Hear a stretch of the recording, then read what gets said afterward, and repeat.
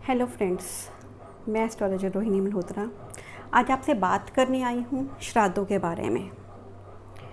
श्राद्ध, जैसा कि आप सब जानते हैं, श्राद्ध शुरू होने वाले हैं। जो आज मैं आपसे बात करने आई हूँ वो ना ही मैंने किसी ग्रंथों में पढ़ा है, ना ही मैंने किसी किताबों में पढ़ा है। वो बात मैंने अपने घर के बुज़ुर्गों से सुनी है, तो मैं चाहती हूँ कि वो बातें मैं आपसे भी शेयर करूँ।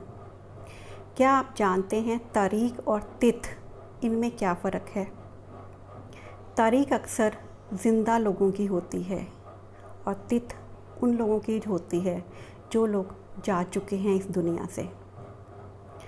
आप अक्सर देखते होंगे या पूछते होंगे तुम्हारे बच्चे की जन्म तारीख कौन सी है, और जो लोग जा चुके हैं उनके श्राद्ध से पहले पूछते हैं हम कि उनकी कौन सी तिथि आ रही है या वो किस तिथि पे गए थे, उनकी कौन सी तिथि है। इस तरह हम अक्सर पूछते हैं।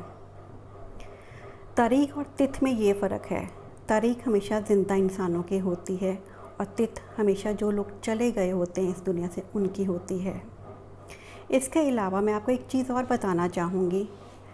जब भी आप अपने किसी ख़ास का, अपने बच्चों का या अपने अपनों का किसी का भी जन्मदिन करें, किसी को भी उस दिन खाना खिलाएं, तो उस दिन खाना खिलाने के बाद कभी भी खाना खिलाने के बाद दक्षिणा मत दीजिए। ना ही किसी को दक्षिणा उस दिन देनी चाहिए खाना खिलाने के बाद, और ना ही किसी को उस दिन उस इंसान का कपड़ा दान में देना चाहिए जिसका आपने जन्मदिन मनाया है। क्यों? क्या लॉजिक है? जब भी हम किसी पवित्र स्थान पर अपने पूर्वजों के पितर दान करने जाते हैं या उनके लिए पूजा अर्चना करने जाते हैं, तो हम अक्सर वहाँ पे खाना खिलाने के बाद दक्षिणा देते हैं, और उसी इंसान के हम लोग कपड़े भी ज़रूर लेके जाते हैं बांटने के लिए, और वहाँ पे हम खाना खिलाने के बाद उनके वस्त्र बांट के आते हैं। ये क्रिया उन लोगों के लिए होती है जो लोग जा चुके होते हैं, लेकिन जिनका आप जन्मदिन कर रहे हैं उनके लिए ये क्रिया कभी नहीं करनी चाहिए। ना ही कभी दक्षिणा दें, ना ही उस इंसान का कभी कपड़ा उस दिन दान करें।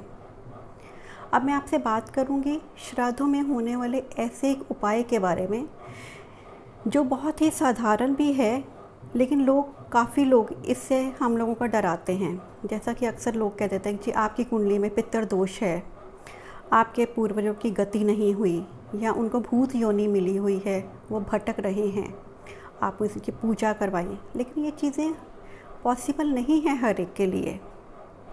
इस चीज़ के लिए मैं आपको एक छोटा सा उपाय बताऊंगी जो आपके घर में कोई भी कर सकता है। जिस दिन श्राद्ध शुरू होते हैं उस दिन सुबह उठकर जल्दी प्रातः उठ के आप नहा लिए। नहाने के बाद आप सूर्य देवता को जल अर्पित करिए। भगवान सूर्य में भगवान विष्णु का वास होता है। उनको जल अर्पित करके नतमस्तक होइए और आधा जल उनको अर्पित करिए। बाकी का जल अर्पित करने से पहले आप अपना मुख दक्षिण दिशा की तरफ कर लीजिए और दक्षिण दिशा की तरफ भगवान भोलेनाथ से प्रार्थना करिए कि हे भगवान भोलेनाथ, जो हमारे बीच में हमारे बुज़ुर्ग चले गए हैं या जो हमारे रिश्तेदार हमारे बीच में नहीं रहे हैं, उनको मुक्ति दें। उनकी जो भूत योनि में अगर वो भटक रहे हैं तो उनको वहाँ से मुक्त करें। उनको वैकुंठ धाम में स्थान दें, उनकी गति करिए। ऐसा करते हुए वो शेष जल जो आपके हाथ में होगा वो भगवान भोलेनाथ के लिए आप दक्षिण दिशा की तरफ अर्पित करिए। ऐसा करने से आपको इस पितर दोष से कुछ फ़ायदा ज़रूर मिलेगा। उम्मीद करती हूँ कि छोटे से उपाय से आपको शांति मिलेगी, आपको एक तसल्ली मिलेगी।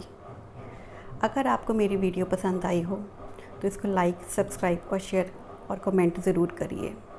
इसी के साथ मैं अपनी वाणी को विराम देना चाहूँगी। शुक्रिया।